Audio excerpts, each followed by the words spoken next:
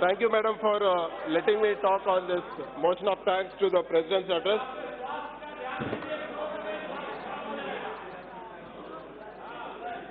Madam, to start off, I would like to reiterate that our party is opposed to NRC and even NPR. Our government has issued a GO where they have removed objections by the minority community, and that GO is going to be enforced in our state. So we request the government to reconsider the questionnaire in NPR also, so that there is no insecurity in the minority community. And we had supported CAA.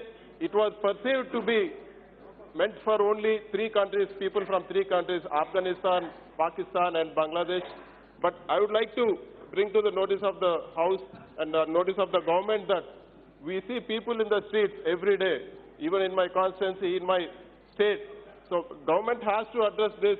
Government has to see that there is no insecurity in the minority community. I hope the government acts on this, Madam. Madam, and coming to our issues, Andhra Pradesh is a new state. It's a new baby, ma'am. We've been requesting for the past 6 years, from when AP Reorganization Act has been passed, we've been requesting that we need support. We were born with unviable finances. So we've been asking for special category status. It was promised on this very floor of the House. We've been asking for implement all the points in the AP Reorganization Act. We request the government to act on this. We see, ma'am, we heard earlier that special category status could not be given because of 14th Finance Commission. We totally oppose this. The 15th Finance Commission in its report clearly stated that there is no link between the 15th Finance Commission and special category status, and it is only an executive decision. So we demand special category status. We have lost count of how many times we have demanded special category status and how many ways we have demanded. So we request the government to act on this. And we also request the government to act on this revenue deficit grant. So it was promised that whatever revenue deficit for the new state is there in the first year, it will be reimbursed. The CAG has pegged that revenue deficit at 22,900 crores, but so far it has not been fulfilled. And we also request the government to release the backward district development fund which was promised to us. It has been pending for more than 2 years. The backward district of Rayalaseema, 4 districts and 3 in Uttaraandhra, we are demanding that the funds be released at an earlier date. Madam, the most important project for our state is Polavaram. Polavaram is going at a brisk pace and it is going to be completed in 1 year. But we request the central government to release the funds in time, release it in every 15 days. Because for the past 6 months, 5,000 crores has been pending for our state for the Polavaram project. But till today, the funds have not been released. Only a part amount has been released, and our government, in spite of all the financial stress, we have ended up paying 500 crores only for interest. So we request the government to take note of this. And I also request the Honorable Prime Minister to take note of this. Like we have seen, like the earlier Prime Minister, like Jawaharlal Nehru ji, who did Srisailam Dam. We want Honorable Prime Minister Narendra Modi ji to take credit for doing Polavaram in time and helping the state of Andhra Pradesh.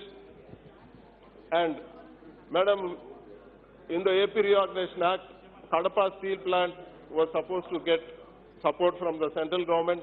Kadapa is a backward area. We don't have enough jobs there. It is a dry area.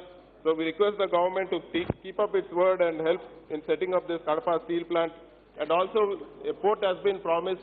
Ramayapatnam port has been promised. RITES has come with their techno-feasibility report where it is viable. So we request the government to come forward.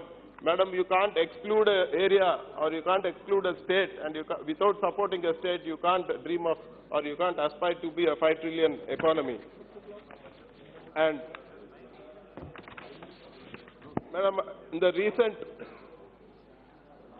all-party meeting, my friends from Telugu Desam have raised 2 issues. One is regarding scrapping of projects and one is regarding the capital.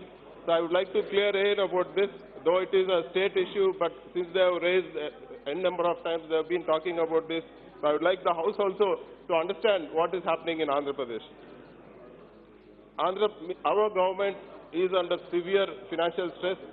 The new government, which has been formed under Y.S. Jagannath Reddy, we were inherited with 40,000 crores pending bills and plus 20,000 crores additional bills which are pending in spite of the huge financial stress. So our government decided that we don't want to scrap any project, but we only wanted to renegotiate and retender the projects. Madam, I would like to recall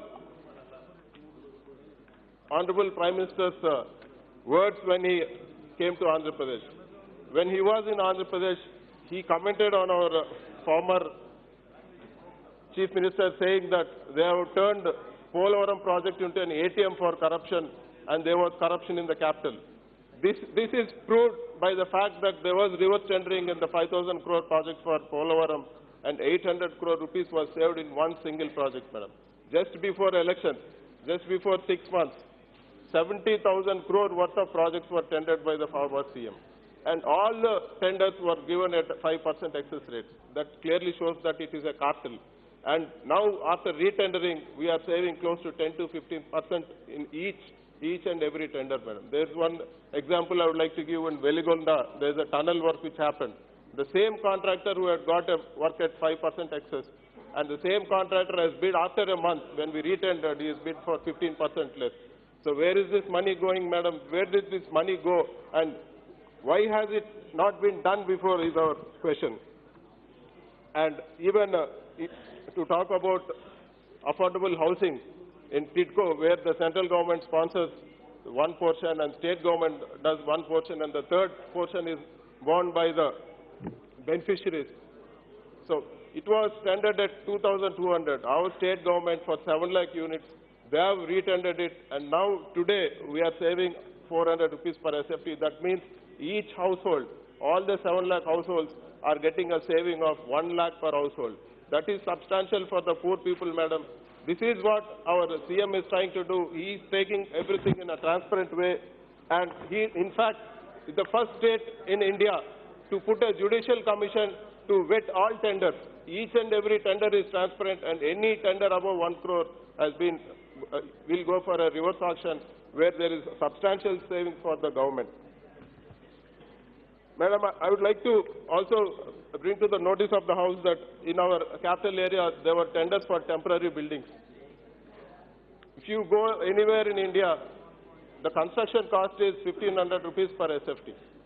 But if you see in our capital Amaravati, temporary buildings with land free and sand free were given at 11,000 rupees per SFT. So, madam, we have to question such scams. We have to question such things because it is public money, and we are here to protect. We are here to protect the interest of the public. And I'm coming to a point, please. And